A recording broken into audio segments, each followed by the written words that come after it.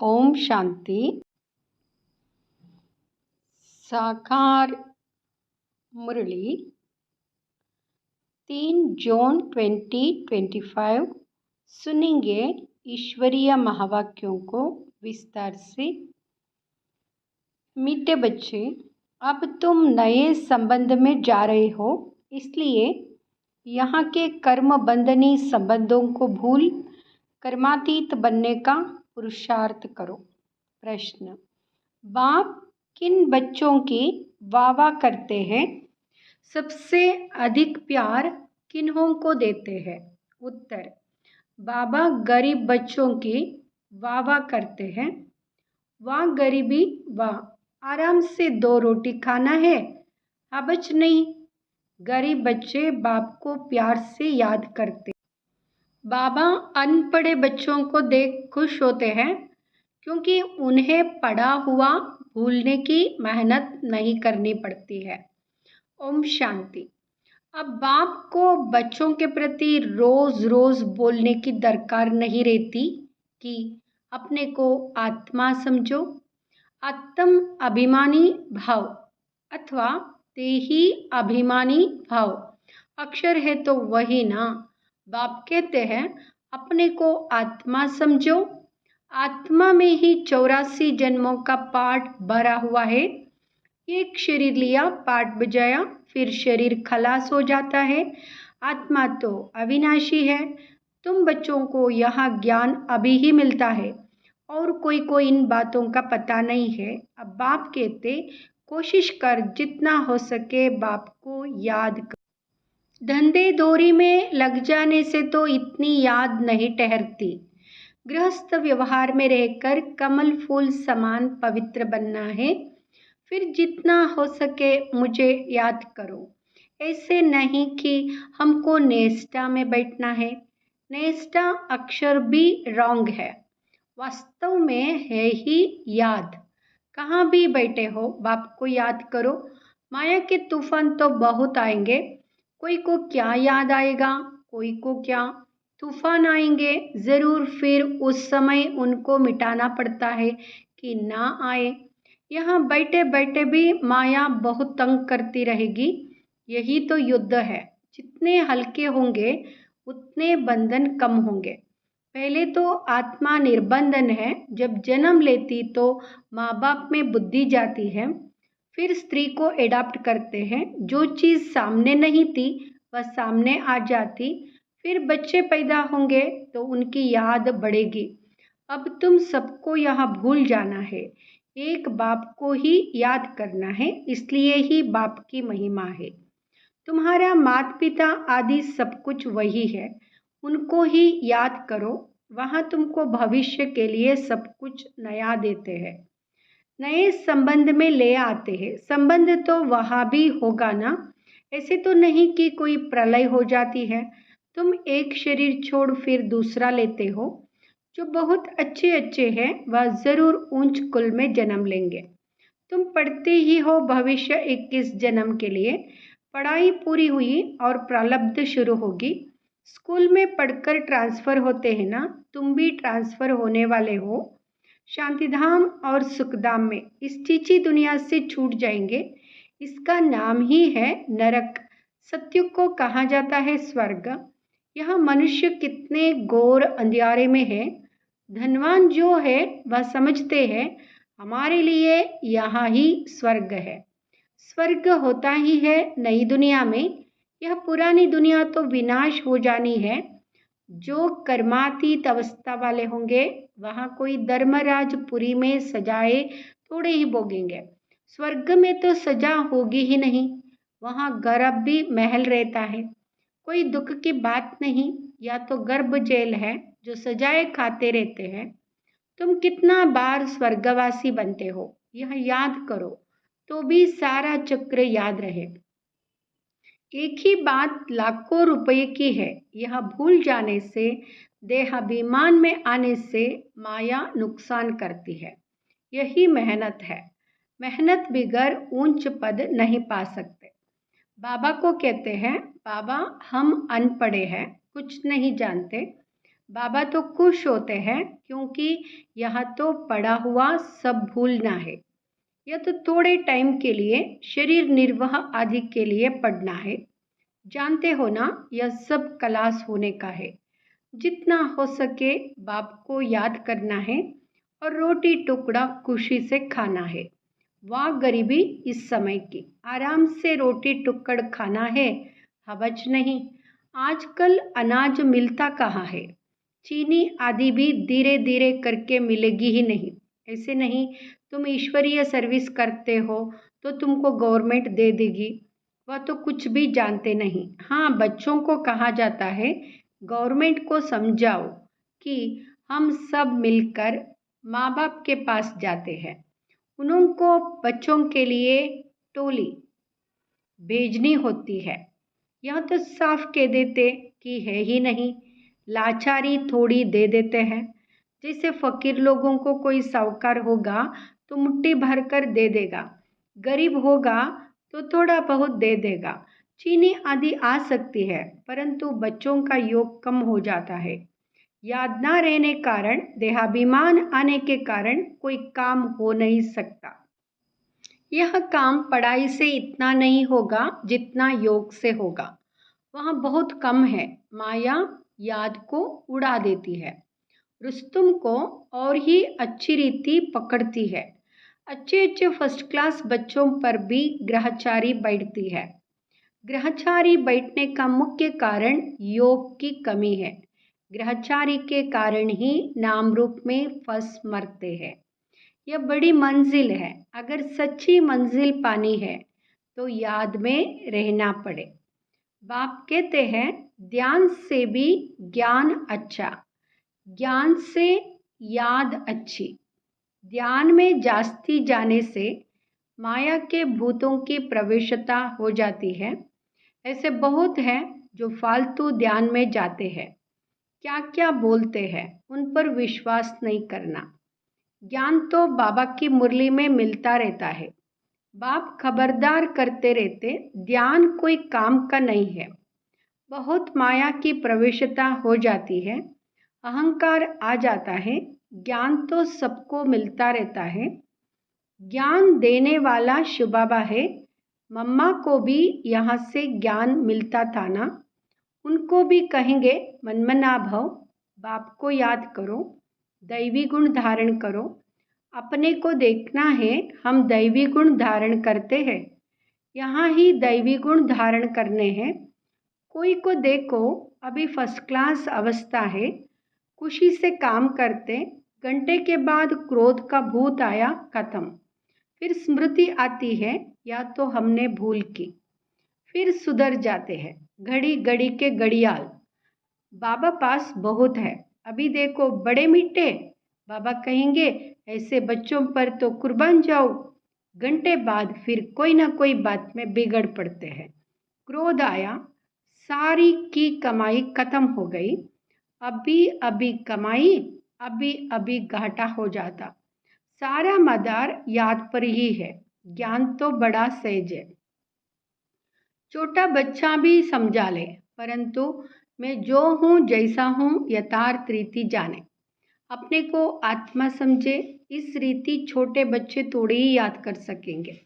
मनुष्यों को मरने समय कहा जाता है भगवान को याद करो, परंतु याद कर ना सके क्योंकि यथार्थ कोई भी जानते नहीं है। कोई भी वापिस जा नहीं सकते, ना विकर्म विनाश होते हैं। परंपरा से ऋषि मुनि आदि सब कहते आए कि रचता और रचना को हम नहीं जानते। वह तो फिर भी सतोगुणित है। आज के तमोप्रधान बुद्धि फिर कैसे जान सकते। बाप कहते हैं यह लक्ष्मी नारायण भी नहीं जानते, राजा रानी ही नहीं जानते, तो फिर प्रजा कैसे जानेंगी। कोई भी नहीं जानते।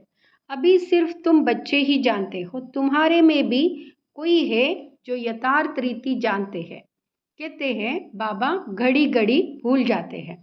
बाप कहते कहाँ भी जाओ सिर्फ बाप को याद करो, बड़ी भारी कमाई है। तुम 21 जन्मों के लिए निरोगी बनते हो। ऐसे बाप को अंतर्मुख हो याद करना चाहिए। परंतु माया भुलाकर तूफान में ला देती है। इसमें अंतर्मुख हो विचार सागर मंथन करना है। विचार सागर मंथन करने की बात भी अभी की है। यह है पुरुषोत्तम बनने का संगम युग। यह भी वंडर है। तुम बच्चों ने देखा है, एक ही घर में तुम कहते हो हम संगम युगी है और आप पार्टनर व बच्चा आदि कलयुगी है। कितना फर्क है। बड़ी महीन बात बाप समझाते, घर में रहते हुए भी बुद्धि में है कि हम फूल बनने के लिए पुरुषार्थ कर रहे हैं। यह है अनुभव की बातें। प्रैक्टिकल में मेहनत करनी है, याद की ही मेहनत है।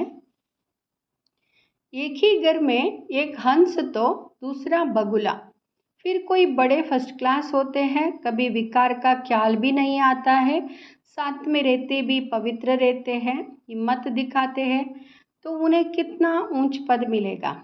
ऐसे भी बच्चे हैं ना, कई तो देखो विकार के लिए कितना मारते झगड़ा करते हैं।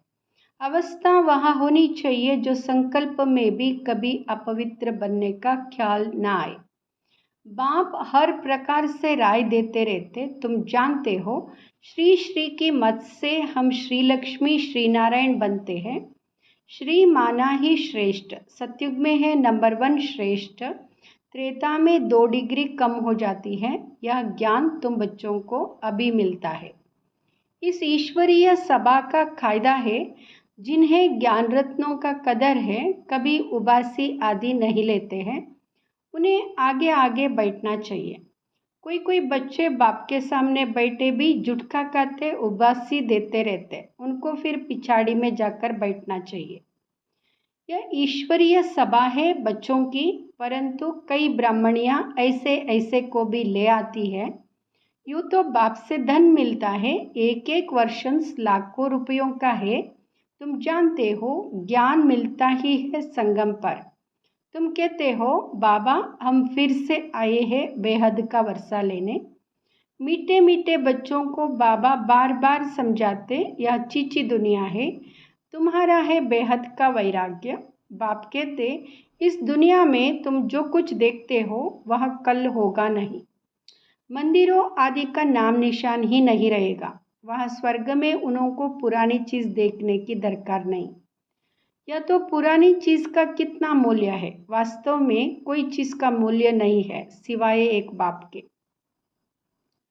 बाप कहते हैं मैं ना आऊँ तो तुम राजाई कैसे लो। जिनको मालूम है वही आकर बाप से वर्षा लेते हैं, इसलिए कोटों में कोई कहा जाता है। कोई भी बात में संशय नहीं आना चाहिए। भोग आदि की भी रस्म रिवाज है, इनसे ज्ञान और याद का कोई कनेक्शन नहीं है और कोई बात से तुम्हारा ताल्लुक नहीं। सिर्फ 2 बातें हैं, अलफ और बे बादशाही। अलफ भगवान को कहा जाता है, अंगुली से भी ऐसे इशारा करते हैं ना, आत्मा इशारा करती है ना। बाप कहते भक्ति मार्ग में तुम मुझे याद करते हो, तुम सब मेरे आशिक हो, यह भी जानते हो। बाबा कल्प कल्प आकर सब मनुष्य मात्र को दुख से छुड़ाए शांति और सुख देते हैं। तब बाबा ने कहा था कि सिर्फ यह बोर्ड लिख दो कि विश्व में शांति बेहद का बाप कैसे स्थापन कर रहे हैं, सो आकर समझो। 1 सेकंड में विश्व का मालिक 21 जन्म लिए बनना है तो आकर समझो। घर में बोर्ड लगा दो, 3 पैर पृथ्वी पर तुम बड़े से बड़ी हॉस्पिटल यूनिवर्सिटी खोल सकते हो। याद से 21 जन्म लिए निरोगी और पढ़ाई से स्वर्ग की बादशाही मिल जाती है। प्रजा भी कहेगी कि हम स्वर्ग के मालिक हैं। आज मनुष्यों को लज्जा आती है क्योंकि नरकवासी है। खुद कहते हमारा बाप स्वर्गवासी हुआ तो नरकवासी हो ना, जब मरेंगे तो स्वर्ग में जाएंगे। कितनी सहज बात है। अच्छा, काम करने वाले के लिए खास कहते या बहुत महादानी था, यह स्वर्ग गया, परंतु जाता कोई भी नहीं है। नाटक जब पूरा होता है तो सभी स्टेज पर आकर खड़े होते हैं। यह लड़ाई भी तब लगेगी जब सभी एक्टर्स यहाँ आ जाएंगे, फिर लौटेंगे। शिव की बारात कहते हैं ना, शिव बाबा के साथ सभी आत्माएं जाएंगी। मूल बात, अभी 84 जन्म पूरे हुए, अब इस जुत्ती को छोड़ना है। जैसे सर्प पुरानी खाल छोड़ नहीं लेती है, तुम नई खाल सतयुग में लेंगे। श्री कृष्ण कितना खूबसूरत है, कितनी उसमें कशिश है, फर्स्ट क्लास शरीर है, ऐसे हम लेंगे। कहते हैं ना, हम तो नारायण बनेंगे, या तो सड़ी हुई चीची खल है। यहाँ हम छोड़कर जाएंगे नई दुनिया में। यह याद करते खुशी क्यों नहीं होती जब कहते हो हम नर से नारायण बनते हैं। इस सत्यनारायण की कथा को अच्छी रीति समझो। जो कहते हो वह करके दिखाओ। कहनी करनी एक चाहिए। धंधा आदि भी भल करो। बाप कहते आतुन से काम करो, दिल बाप की याद में रहे। जितनी जितनी धारणा करेंगे उतना तुम्हारे पास नॉलेज की वैल्यू होती जाएगी। नॉलेज की धारणा से तुम कितना धनवान बनते हो। यहाँ है रूहानी नॉलेज। तुम आत्मा हो। आत्मा ही शरीर से बोलती है, आत्मा ही ज्ञान देती है, आत्मा ही धारण करती है। अच्छा, मीठे मीठे सिकिलदे बच्चों प्रति माता पिता बाप दादा का याद प्यार और गुड मॉर्निंग। रूहानी बाप की रूहानी बच्चों को नमस्ते। हम रूहानी बच्चों के रूहानी माता पिता बाप दादा को याद प्यार, गुड मॉर्निंग, नमस्ते, शुक्रिया बाबा, शुक्रिया। धारणा के लिए मुख्य सार। फर्स्ट, इस पुरानी दुनिया की पुरानी चीज़ों को देखते हुए भी नहीं देखना है। नर से नारायण बनने के लिए कहानी कहनी करनी एक समान बनानी है। दूसरा, अविनाशी ज्ञान रत्नों का कदर रखना है। यह बहुत बड़ी कमाई है। इसमें उबासी या झुटका नहीं आना चाहिए। नाम रूप की क्रेचारी से बचने के लिए याद में रहने का पुरुषार्थ करना है। वरदान, बाप की छत्र छाया के नीचे नाजुक परिस्थितियों में भी कमल पुष्प समान न्यारे और प्यारे भाव। बाप की छत्र छाया के नीचे नाजुक परिस्थितियों में भी कमल पुष्प समान न्यारे और प्यारे भाव। संगम युग पर जब बाप सेवादारी बन करके आते हैं तो छत्र छाया के रूप में बच्चों की सदा सेवा करते हैं। याद करते ही सेकेंड में साथ का अनुभव होता है।